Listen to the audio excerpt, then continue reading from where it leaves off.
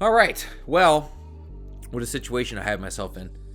I'm putting together this kind of behind the scenes video for my music video, Your Disease. It was hard to get to this point of sitting in my basement and setting all this crap up and just like figuring this out, because this was a hard project to put together. The reason I put it together was because for like the first time ever, like I was in a good spot and I was like, all right, I'm okay to dive back into that realm and not get totally sucked into it to the point that it affects my life. I mean, it did a little bit, but it's like, it's not like it was gonna like send me back to the hospital, which I didn't want to happen. But that was a fear for a long time. So that's kind of like why I put this together. So this video will consist of 9 questions I wrote earlier. This is me asking me for you. So that's kind of want you guys to know certain things about the project and why I put it together the way I did. But yeah, other than getting interviewed by a professional interviewer, I'm just going to come up with questions and answer them myself. So I'm just going to read them off and we'll get through it. All right, let's talk about Your Disease. 9 questions. How did I come up with this? So basically, when I was in college, I ended up in the hospital for doing something stupid. And I kind of discovered that I had a mental illness. And because of that, at that time, I was writing a lot of songs and just like rhyming things and just kind of what I'm doing now, but just on a much smaller scale. And so when I was writing rhymes and printing off lyrics and writing my own lyrics that rhyme with those lyrics, but it was like basically a different song. Part of the decision-making process to continue to write songs and stuff was eventually I want to make a song about my condition and not necessarily exploit it and say like, oh, look at me, I have mental illness, because that's not what I'm trying to do. I just put it together because it's a project that made me uncomfortable, and it made me uncomfortable for a long time, that I put it off for years and years. And now I have over a dozen music videos that I've put out before this one, whereas this one was like one of the first like 3 ideas I had. It's not exactly, obviously it changed over the years and stuff, but it was something that I knew I wanted to make. I wanted to bring attention to it. And as depressing as it is, I mean, it's my life, it's how I live. It's how I manage myself through the day. So it's kind of it's what it is, man. I mean, it was a project that I thought about for a long time, and eventually I got to the point of, I think I'm comfortable to do this, and I did it. So, where do the Chester Bennington clips come from? So, little Jimmy, the Chester Bennington clips come from an interview that he did with a radio station. He's just, obviously it happened before he died, but it was him talking about like his mental issues and, thoughts of, ending your life and stuff like that. And he's talking about how he's just struggling, and it was uncomfortable to watch, because it's like, what happened to this guy. Whereas the music video ends, and that part of the interview, he actually says, what does he say?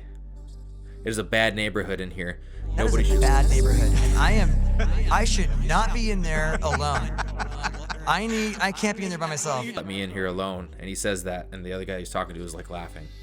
And it's just like, it's so eerie to be thinking of doing this project and then stumble across that interview on YouTube and just be like, damn, that's like, it kind of summarizes the whole thing. It's depression, it's anxiety, it's all that crap. Everybody, suffers from everything, to a certain extent. But it's, I thought that was a good way to encapsulate the project. And I also discovered that, I discovered every year, but me and Chester have the same birthday too, so I thought that was kind of cool. And obviously that video being out on my birthday was a big deal for me. Yep. What was your goal?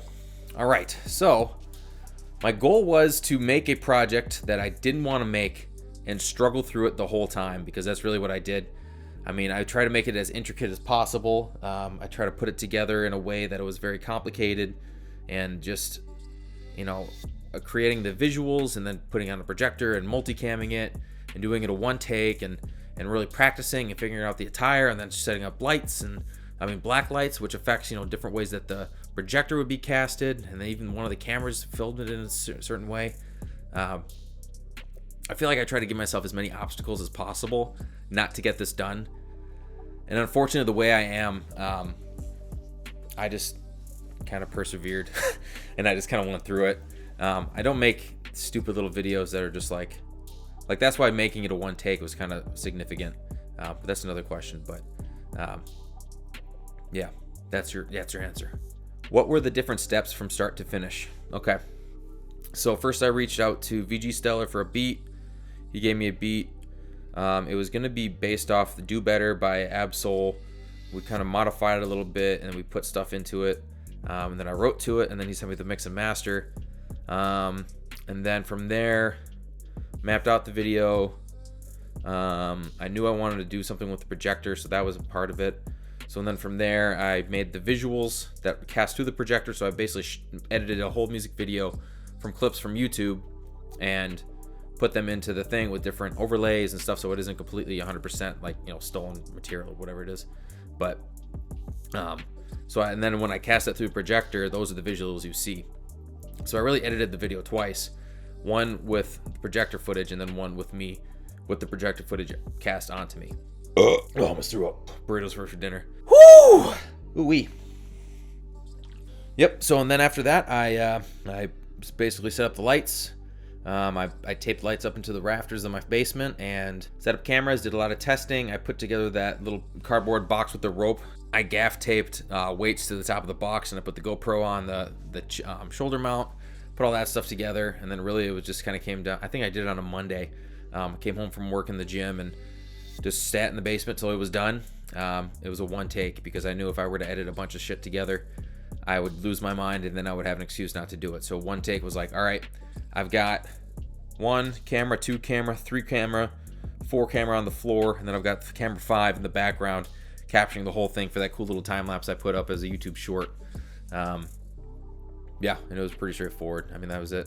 And then I edited it together. I mean, I did a little color correction and I did like some effects, like for the actual like final export. I had like the actual projector visuals fade back in, so where like you can't, like it starts with Chester and then it slowly fades to the projection of Chester, and then at the end of the video it goes from the projection to the actual video and then it fades out. So kind of cool. But yep, so that's how I put it together. All right, why was it a one take video? I kind of already explained this a little bit, but I wanted it to be somewhat of a performance piece. Whereas if you shoot a video where you say, all right, I'm going to film the first verse 10 times, we're going to go to a different location, you know, do that 20 times, get all this B-roll, do this and that. It's a different vibe of a project. Like, this is very raw of like, this was me for 3.5 minutes of my life, just straight out, like, this is what I did. You know, this is my Monday night, and that was what I was doing with my time for God knows for what reasons. So why did I do a one take video? It's because I wanted to make it real. I mean, it's real as it gets, man. What did I learn?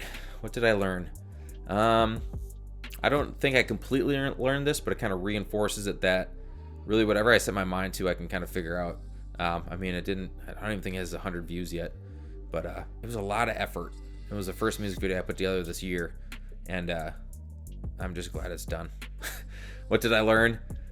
I can do hard things and get through hard things, but it's very relieving to have it done. So it's more about, I get more enjoyment out of putting things together than having them done. Whereas like this situation, I just kind of want to have it done and not really think about it anymore. But it was a fun process along the way, but definitely stressful. And like I said, I was nervous of, I guess relapsing is a good word, into like that kind of mindset. Especially some of the concept, like even I remember the night that I recorded the vocals, I had to like stop a couple times because it was like, I get into this whole thing in my head where I stop and I go, shit, like, why am I doing this? This is so embarrassing, blah, blah, blah. But then I kind of realized that nobody cares. Like, you guys don't care. I don't care. Why would I worry about what you guys think when you guys are going to watch this video and never think about it again? So, suck a turd, turds. All right. What does this mean to you? This is me. What does this mean to you? I mean, to me, it is closing this chapter of my life of wanting to capture this material in an artistic way. And now that it's done, it's relieving. I mean, I have other projects I want to work on, but this was definitely like the hardest, like mentally, if I could handle it. And I think I did. So glad it's done. Who's the audience? Audience is me. This is something that I can pull up when I'm feeling blue and I need to watch something cool that I created, and it's basically my mantra. It's all right, I'm going to listen to this when I'm having a rough time, and hopefully other people can check it out and hopefully get the same kind of vibe, or even better, you'll make yourself want to make something like this, or make something totally different, or pick up a hobby, or do blah, blah, blah. I don't want to freaking rant. I'm not ranting. But who's the audience? It's whoever wants to watch it. If you're watching this, you're the audience. Congratulations. This is the last one. How does it feel to be done with this project? I'm grateful, man. I'm glad I got this done. I'm glad I got through it with the content, and it did bring me back a little bit. But I think just the path I'm on, I mean, I'm not... Like, imagine I'm walking on a path, and that it just is like a straight bike path, and you're looking down to the sides, and it's like, you're not scared to look down to the sides, but like, you're very comfortable like walking on that path. And I think I'm there. I think I'm not worried about like looking down to the side anymore. I think I'm just gonna keep walking. Just gonna keep walking.